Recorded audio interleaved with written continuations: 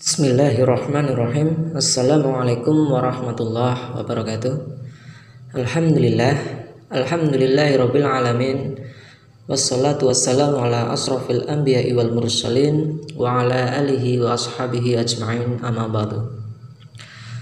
Kaum muslimin rahimakumullah, marilah kita panjatkan puji syukur kita atas kehadirat Allah Subhanahu wa taala yang telah begitu banyak memberikan nikmat kepada kita, yakni diantaranya nikmat Islam, nikmat iman, dan pastinya nikmat sehat, sehingga kita dipertemukan kembali dengan bulan suci Ramadan pada tahun ini.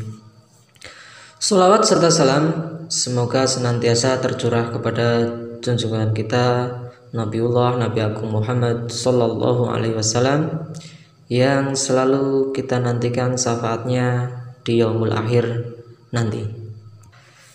Kaum muslimin rahimakumullah, tahukah antum bahwa rizki kita itu ada di langit, bukan di tempat kerja? Allah berfirman dalam surat Al-Dzariyat ayat 22 yang berbunyi, A'udzubillahi minasyaitonirrajim, Bismillahirrahmanirrahim. Wa fis samaa'i rizqakum wa ma tu'adun, yang artinya, dan di langit terdapat sebab-sebab rizkimu, dan terdapat pula apa yang dijanjikan kepadamu. Dalam surat ini ditegaskan bahwa di langit ada rizki kalian dan yang dijanjikan kepada kalian, yaitu kebaikan dan keburukan, pahala dan hukuman. Kandungan surat tersebut memaparkan bahwa tidak ada satupun makhluk yang diberi kehidupan oleh Allah Subhanahu wa taala kemudian dibiarkan hidup tanpa jaminan rizki darinya, karena siapa lagi yang menjamin rizki makhluknya melainkan Allah Subhanahu wa ta'ala. Ada sebuah kisah tentang ketawakalan seorang putri 10 tahun, yaitu dia adalah putri dari seorang ulama besar, Hatim Al-Asham rahimatullahu ta'ala. Beliau adalah teladan kesederhanaan dan ketawakalan.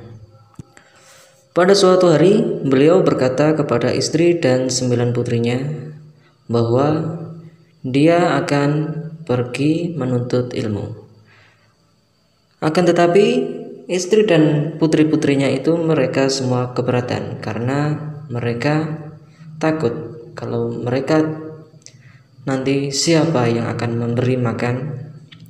Akan tetapi salah seorang putri dari mereka yang berusia 10 tahun yang hafal Al-Quran menenangkan mereka. Dia berkata, biarkan beliau pergi. Beliau telah menyerahkan kita kepada Zat yang maha hidup, maha memberi rizki dan tidak pernah mati. Hatim pun pergi. Hari berlalu dan malam pun datang menjelang. Mereka mulai lapar dan tidak ada makanan. Semua pun mulai memandang protes kepada putri 10 tahun itu, karena dialah yang mendorong kepergian ayah mereka. Putri hafal Al-Quran itu kembali menenangkan mereka dan meyakinkan bahwa beliau telah menyerahkan kita kepada Zat yang maha hidup, maha memberi rezeki dan tak pernah mati. Dalam suasana seperti itu, tiba-tiba pintu rumah mereka diketuk. Lalu pemilik rumah keluar dan membuka pintu. Terlihatlah para rombongan penunggang kuda, dan salah seorang pemimpin penunggang kuda itu bertanya kepada pemilik rumah, apakah kalian memiliki air? Dan penghuni rumah menjawab, ya, kami tak punya apa-apa kecuali air. Lalu air pun dihidangkan, menghilangkan dahaga mereka.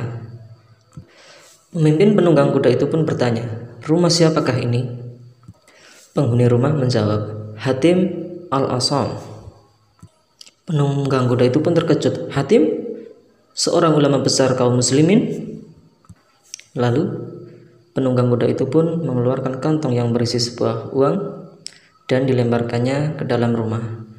Dan dia berkata kepada para pasukannya, "Siapa yang mencintai saya, lakukanlah seperti apa yang saya lakukan." Kemudian mereka semua mengeluarkan kantong-kantong yang berisikan uang dan dilemparkannya ke rumah itu sampai pintu rumah tak dapat ditutup karena banyaknya kantong-kantong yang berisikan uang. Mereka kemudian pergi. Tahukah antum siapa pemimpin penunggang kuda itu? Ternyata dia adalah Abu Ja'far Al-Mansur, Amirul Mukminin. Dan kini giliran putri 10 tahun itu yang memandang wajah ibu dan saudari-saudarinya. Dan sambil menangis ia berkata, "Jika pandangan satu makhluk saja bisa mencukupi kita, apalagi jika Al-Khaliq yang memandang kita?" Sang ibu pun berkata, "Terima kasih nak, engkau telah menyengat kami yang dominasi kegelisahannya hanya urusan dunia, hingga lupa ada Al-Hayyu Razzaq, hingga kami lupa jaminannya. Dan di langitlah rezeki kalian, bukan di pekerjaan, bukan di bank, bukan di kebun ataupun di toko, hingga kami lupa tugas akhirat." Dari kisah tersebut kita bisa ambil pelajaran dan hikmahnya bahwa jika kita bertawakal kepada Allah, Allah telah menjamin rezeki kita. Dan jika kita meyakini bahwa kita telah dijamin rezekinya oleh Allah, maka tak seharusnya kita ragu, tak seharusnya kita takut akan kesengsaraan dalam hidup, yakni dalam hal materi. Karena telah dicontohkan dalam kisah itu bahwa beliau pergi untuk menuntut ilmu, thalabul ilmi, akan tetapi Allah telah menjamin rezekinya sehingga keluarganya pun tercukupi tanpa suatu kekurangan. Apalagi itu jika berlaku kepada kita, karena kita pergi dari rumah, pergi ke tempat kerja, kita memberikan ilmu kepada anak didik kita. Insya Allah jika kita menjalankannya dengan ikhlas, Allah pun akan mencukupkan kita. Duhai Allah, janganlah Engkau menjadikan dunia sebagai kemudahan terbesar kami. Jadikanlah kami sebagai hamba-hambamu yang bertawakal. Semoga ada manfaat kultum saya kali ini. Subhanakallahumma wa bihamdika asyhadu an la ilaha illa anta astaghfiruka wa atubu ilaik. Wassalamualaikum warahmatullahi wabarakatuh.